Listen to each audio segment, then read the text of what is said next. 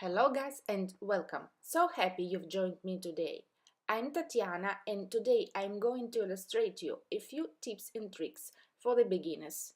In today's video I'm using rubber stamps from Purple Onion Designs. So if you are unfamiliar with this type of stamps, please stay tuned and I will show you how to use them. Rubber stamps from Purple Onion Designs come unmount, and that means that you need something sticky to put them onto your acrylic block. I'm using a temporary non-permanent adhesive from Glue Dots, and this product works really fine for me. I usually put a tiny bit of this sticky glue directly to the stamp and next apply them to my stamping press from Fiskas. That tiny bit is enough to hold your stamp while you do all your stamping. It's super easy to remove after using. Since my intention is to color this cut with watercolor markers, I'm using my ever-favorite Strathmore Bristol paper. It has a very smooth surface and works well with all types of water markers. I tried it with Zig and Tombow brands and both works really fine. In terms of ink, I'm using VersaFine Onyx Black. It's a crisp pigment waterproof ink that will not smear while I'm doing my watercoloring later. Just be sure to let it air dry well or otherwise heat set with your heat gun.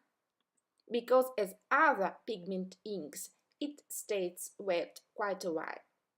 Once I'm sure that my VersaFine Onyx Black ink is dry, I'm starting to fussy cut all the images. By the way, both teapot and stacked cups come from one stamp set from Purple Onion Designs. It's called Tea Time. I stamped all the images a few times and now you see me fussy cutting them with my ever-favorite Q-tip-B scissors from EK Success. These small pair of scissors are super small and very sharp and gives me a best results every time, even when I do my cutting directly along the stamp lines. And here is another tip for you for perfect cutting. When you do a curvy line, rotate your paper instead of scissors and that will make your fussy cutting really perfect. Before doing the coloring, I took a piece of Neenah Solar White paper and cut it directly to the cut front A2 size. Next, I took Vintage Photo Distress ink and inked all the edges to give it a little bit of vintage look. I put this piece aside to let the ink air dry and meanwhile I'm switching to my Tombow markers. When I work with water-based markers, Zig brand or Tombow doesn't matter. I prefer to use a small water brush from Pentel brand instead of regular one. I feel like this brush leaves a perfect amount of water and makes blending super easy. As always, when I do watercoloring, I'm working in layers and putting the initial shades first. I let the certain area air dry before coming back with more strong colors. I'm coming back and forth a few times to every area until I'm satisfied with the result. Now I'm putting some music during the watercolor process and will catch you up back later.